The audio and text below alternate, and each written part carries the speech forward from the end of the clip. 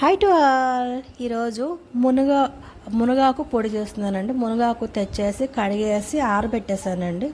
కళాయి తీసుకొని అందులోని ఎండుమిర్చి ఫ్రై చేస్తున్నాను. వితౌట్ ఆయిల్ ఫ్రై చేస్తున్నానండి. ఎండుమిర్చి తర్వాత జీలకర్ర కూడా ఫ్రై అయిపోయిన తర్వాత నెక్స్ట్ ఆకు కూడా వేసుకొని కాస్త పచ్చివాసన పోయే వరకు ఫ్రై చేస్తున్నానండి. ఇవన్నీ నేను వితౌట్ ఆయిల్ ఫ్రై చేస్తున్నానండి.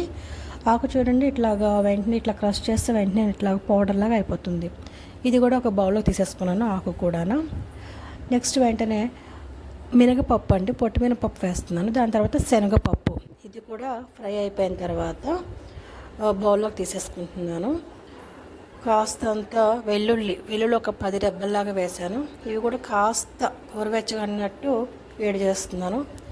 చూడండి, చిన్న చింతపండు కూడా నేను తీసుకున్నానండి. ఇవన్నీ గరం మసాలా సామాన్ ఫస్ట్ ఫ్రై చేసుకొని ఇందులో నేను కొంచెం ఉప్పు కూడా యాడ్ చేసేసుకొని ఫస్ట్ ఇవన్నీ మసాలా సామాన్లు గ్రైండ్ చేసుకుంటున్నాను, మరి పౌడర్లు కాకుండా. తర్వాత ఆకు వేస్తాను. చూడండి, ఇది ఓన్లీ మసాలా సామాను గ్రైండ్ చేసిందండి. దీని తర్వాత ఆకు కూడా వేసేసుకొని ఒక్క రౌండ్ తిప్పేస్తే మన మునగాకు పొడి రెడీ అండి.